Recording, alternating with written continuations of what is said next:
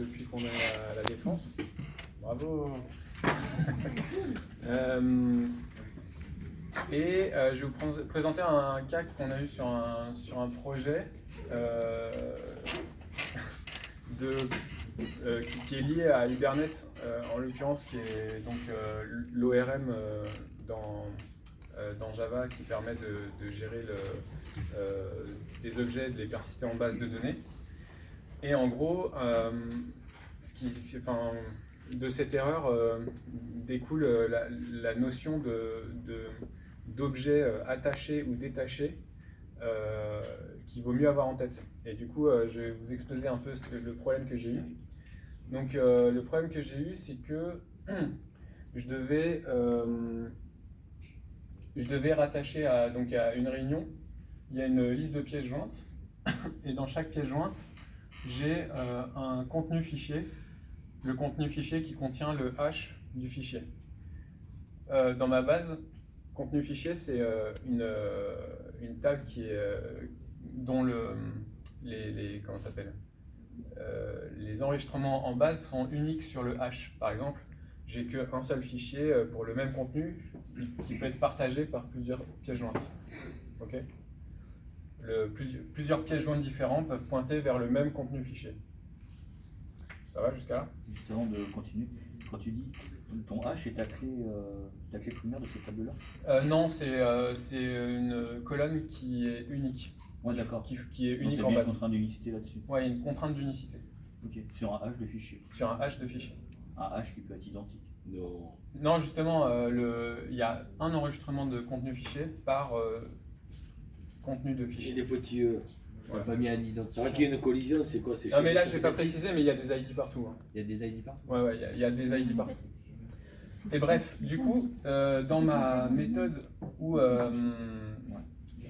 j'enregistre mes pièces jointes, en gros, il faut que j'aille vérifier dans la base de données si j'ai déjà ce contenu de fichier, s'il existe déjà dans ma base, et s'il existe, je ne le crée pas, je récupère juste son ID. D'ailleurs, je vais préciser qu'il y a un ID, parce que c'est important, mais... ouais, non, je vais le faire en bas. Et pourquoi la pièce jointe n'est pas rattachée plutôt à content? Attends, on ne va pas discuter de la structure. Okay. Bref, donc du coup, depuis mon interface web, j'envoie des pièces jointes et j'ai un contenu de fichier que je upload. Et sur le serveur, il faut que je vérifie si ce fichier, en gros, je l'ai déjà dans ma base ou pas. Voilà. Et donc, j'itère sur chacune de mes pièces jointes. Et pour chacune de mes pièces jointes, je vais aller vérifier si je calcule le hash du fichier que je suis en train d'uploader. Et je vérifie si dans ma base de données, j'ai le contenu fichier de ce hash-là.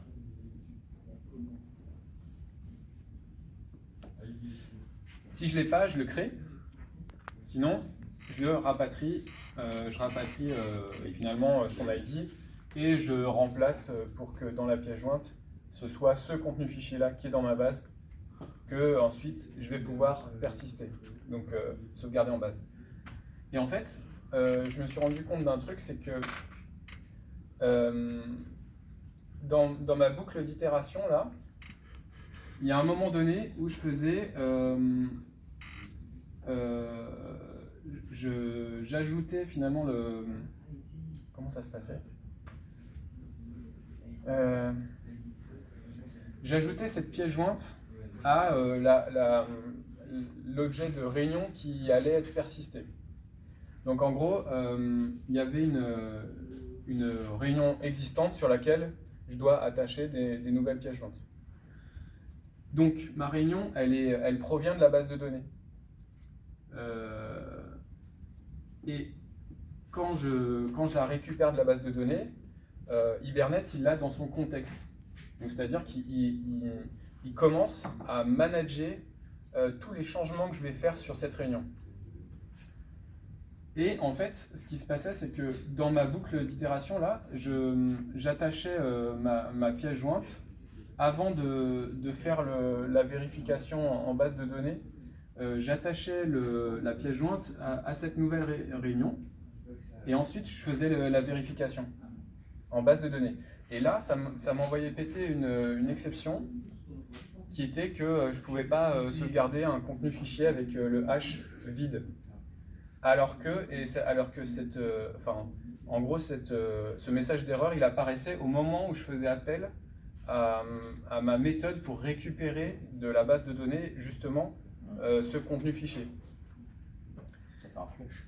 Alors, il se trouve que ça faisait un flush, en l'occurrence, comme je l'avais attaché, en fait, je l'avais attaché à ma réunion qui, elle, est managée, enfin, et comment on appelle ça, managée par Hibernate.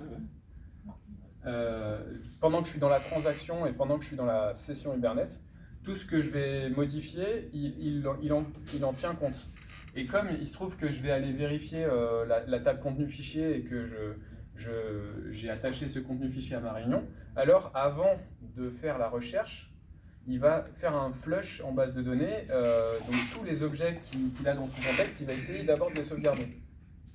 Et donc comme à ce moment-là, mon contenu fichier il est encore vide, je ne l'ai pas récupéré de la base, et ben le hash est vide, et donc ça plantait.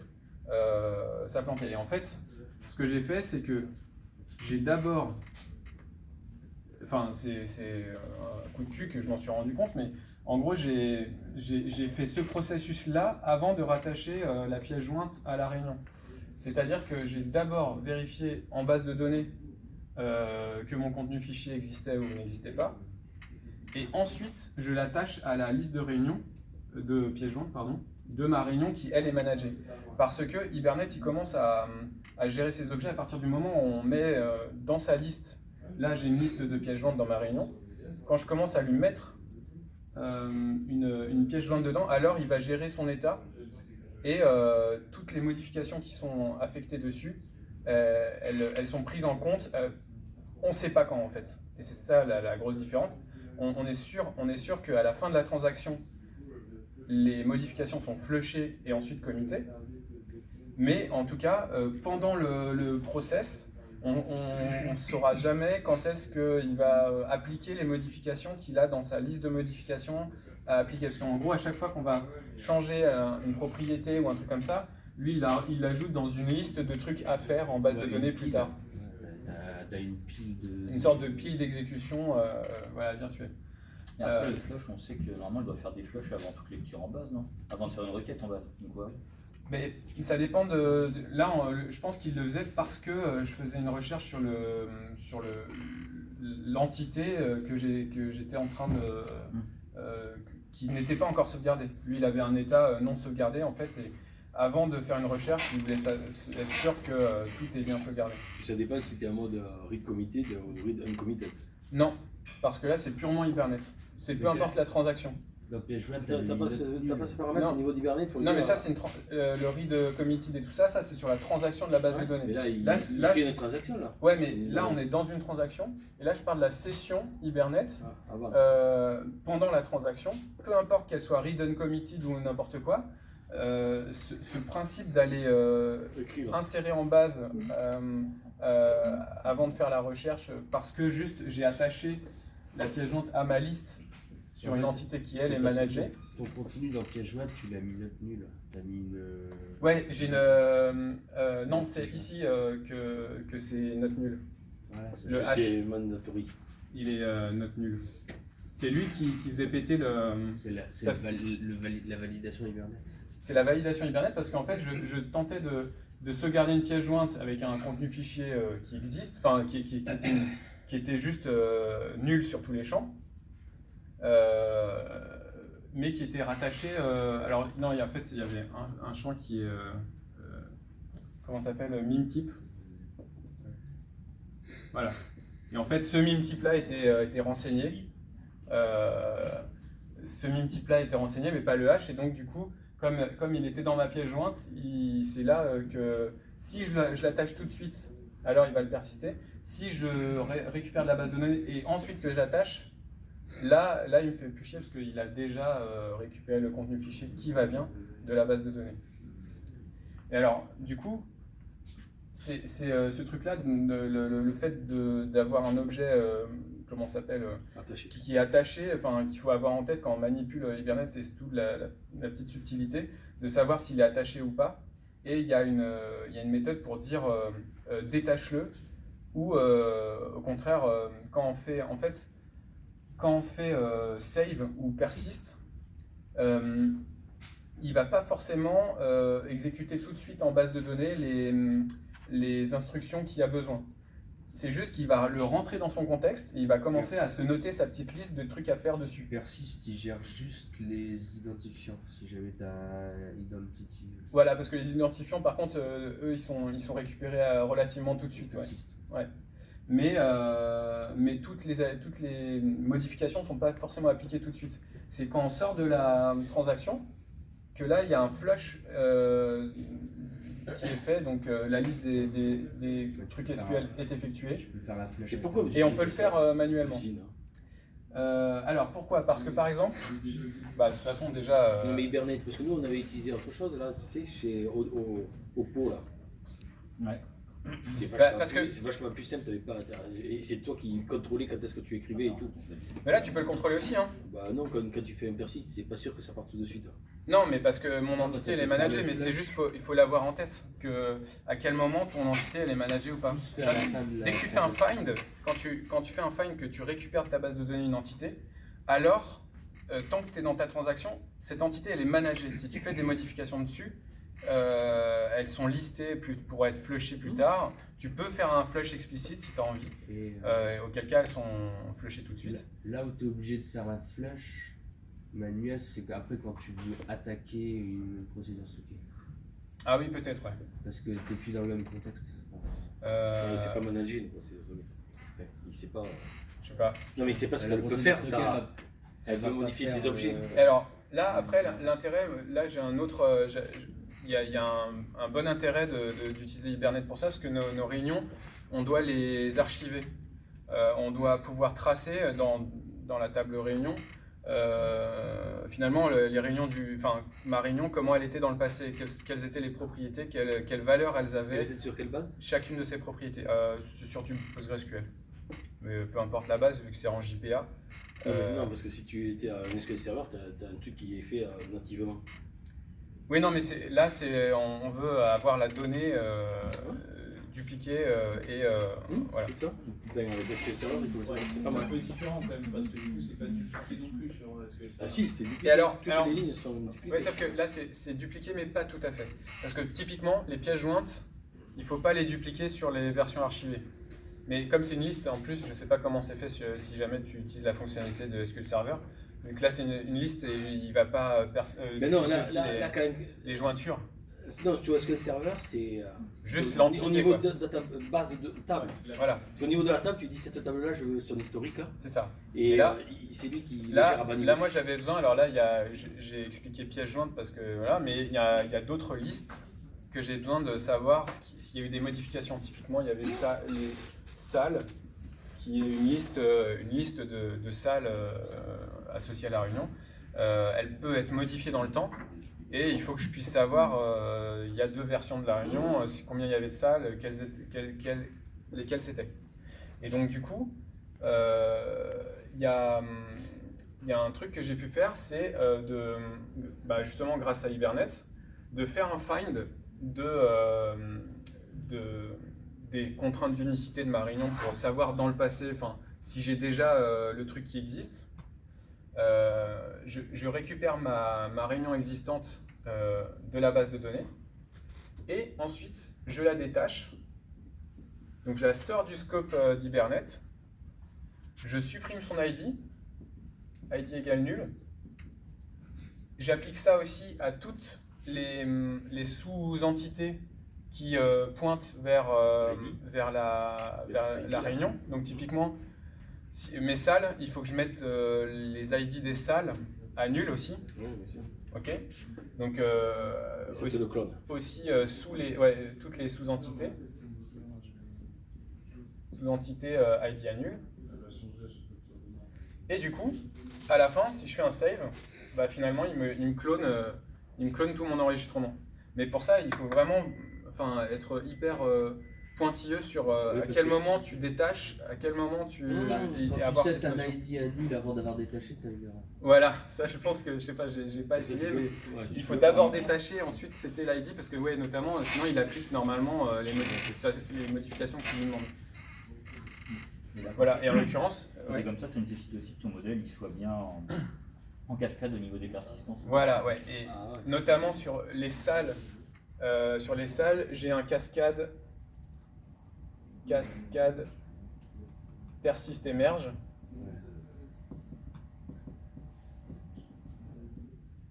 Ou si tu veux qu'il te crée tout. Parce que en gros, ça c'est dans Hibernate, mais j'imagine que dans les autres ORM, il doit y avoir cette notion aussi. En gros, c'est est-ce que l'ORM s'arrête à l'objet ou est-ce qu'il va continuer si c'est une nouvelle instance que je veux créer en base? Est-ce que si on met Je persist suis par les exemple dans Hibernate, enfin JPR en l'occurrence, c'est la norme, la spec qu'il y a au-dessus, il va continuer et vérifier si dans les salles j'ai aussi des nouvelles entités à sauvegarder, auquel cas il sauvegarde d'abord les sous-entités, ensuite celles du dessus, etc. Et le merge, c'est quand on a déjà un ID qui existe, mais que mon objet n'est pas managé. Quand je fais un save, alors il détecte que l'ID existe déjà en base de données, donc il va faire les diffs, il va voir que mon objet il est différent de la base et il va sauvegarder les diffs. Et sinon, il te le crée s'il n'existe pas, c'est ça? Et il va créer... Non, là, quand tu remets un objet non managé, que tu le mets, il te l'update. Si... Oui, si tu as un ID Si qui est non s'il existe managé, déjà. il va mettre à jour les champs. Et s'il n'existe pas, il le crée ou il plante? S'il n'existe pas et que tu as mis un ID nul, ah non, s'il y a un ID mais qui n'existe pas en base, je pense que ça plante. Ouais. Parce que sinon, tu aurais pu mettre directement le hash comme Si, PK tu as de la content. Comme ça, tu n'aurais rien eu à faire. Tu rattachais ton content à ta réunion et s'il existait, il ferait un update, sinon il te l'a niqué. Le hash, Ouais. le fameux truc que tu vérifies. Ouais. Si c'était la PK, Non, c'est pas la PK, c'est même si tu avais mis ID. un PK avec ton merge, il te l'aurait créé s'il n'y était pas, ou il te utilisait l'existant. Ouais, mais ça veut dire qu'il faut que je le calcule à chaque fois. Pardon. Et... Non, mais c'est- Voilà, et du coup, c'est juste la leçon que ça m'a appris, c'est d'avoir bien en tête un truc qui est complètement qu'on voit pas en fait quand on manipule les objets Hibernate, que quand on sort d'un find, l'objet est attaché et que tant qu'on est dans la transaction, tout ce qui est fait sur l'objet va être appliqué un jour sur la base de données. Même si on fait pas de save d'ailleurs. Sur Entity Framework, c'est pareil. Même si on ne demande pas explicitement un save de l'entité. Si je fais un find et que je modifie les trucs et juste que je sors de ma fonction dans Hibernate, il va appliquer les modifications qu'on a faites dessus. Parce que l'objet est managé à la sortie du find et donc du coup tout ce qui est fait dessus c'est tracé. Voilà. Donc ça a des très bons côtés quand on veut dupliquer parce que c'est relativement simple à faire. Mais il faut vraiment avoir conscience de ce truc-là parce que parfois on a plein de trucs qui arrivent et notamment sur d'autres projets où on n'a pas forcément conscience de ces trucs-là. Ça peut amener des erreurs, notamment détache entity pass to persist, des trucs qu'on peut avoir souvent quand on ne maîtrise pas tout ce flux de persistance d'objets managés ou pas managés. Du coup, la petite question, tu as regardé pour savoir si on pouvait tracer les modifications, si dans Hibernate on avait un moyen de voir ce qui était modifié? Oui, il y a un événement que tu peux déclencher. On l'avait vu tous les deux d'ailleurs. Non mais j'ai un doute parce qu'on n'était pas, c'était pas assez près, enfin c'est pas que c'était pas assez précis, c'est que c'était... On peut déclencher un événement à chaque fois qu'il y a... On peut en tout cas être alerté à chaque fois qu'il y a une propriété qui va être mise à jour. Ouais. Et en fait, on peut récupérer les anciennes valeurs et les nouvelles valeurs et intervenir à ce moment-là. Et je crois qu'on avait vu qu'on peut se mettre en amont ou en aval, c'est-à-dire avant la persistance, avant que ça commit ou après que ça ait commité. Mais toi, tu n'avais pas revérifié ça de ton côté? Non. Mais ça peut être pas mal quand, notamment, on veut mettre à jour la date de modification de l'objet et qu'il a modifié, mais de manière un peu automatique sur toutes les entités, quoi. Il n'a pas cette notion, c'est simplement une annotation qui te dit ça c'est la date à toujours à updater quand tu changes. Non, mais comme Pour si- t'as les annotations que tu peux mettre sur les modèles, t'as les arrobases. version. Non, La version, ça te fait un chiffre. voilà, non, si t'as tu veux mettre t'as un- soit un chiffre, soit une date. Si tu veux mettre un arrobase persiste ou un truc comme ça, je me rappelle plus, je crois qu'il y a des annotations qu'on va mettre sur les modèles. En cas de changement. Ah oui, pour être, Avant, pour être déclenché quand c'est faire, modifié. un on-presave ou un truc comme ça, je me rappelle comment ça s'appelle. Et du coup, que la méthode se déclenche juste pour ce champ-là. Ouais, avant de faire la sauvegarde, qui lance ça, comme ça il modifie par exemple la date. Et il la met à jour automatiquement sans qu'on se fasse chier à faire comme ça les anciennes applis, les mettre à jour à la main. Voilà. J'espère que ça pourra vous servir aussi. Je sais pas si vous avez des questions. Eh ben merci.